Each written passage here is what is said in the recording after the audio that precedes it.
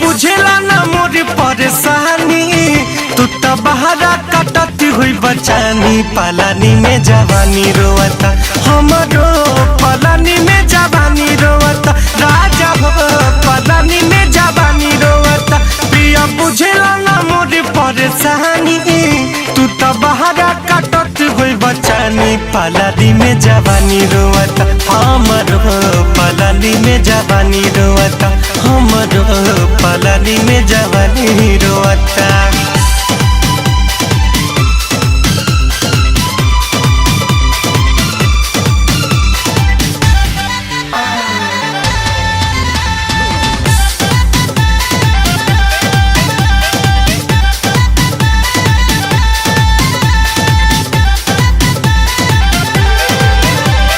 विरह वियोग के रोग लगा के बस गईला परदेश में। कटे न रतिया बढ़ल विपतिया, बहुत बहानी कलेश में।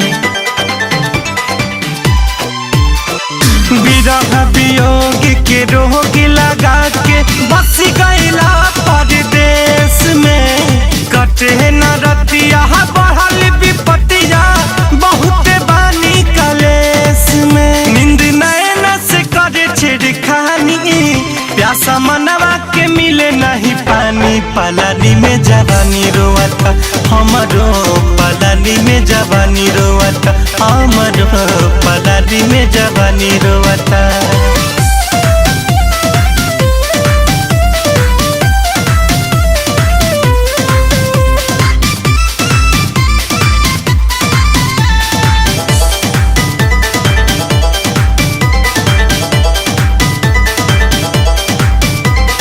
बिहू की के बिंदिया रुए, सोरह सिंगार बेकार भइल।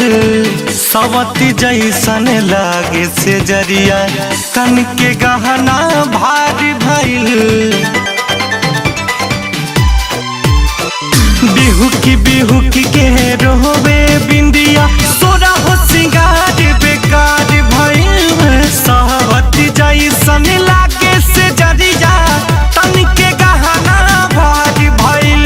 यहाँ कैसे रहत हम बहानी, रावा कबहू नहीं सोचतानी। पलानी में जवानी रोवता हमरो, पलानी में जवानी रोवता हमरो, पलानी में जवानी रोवता।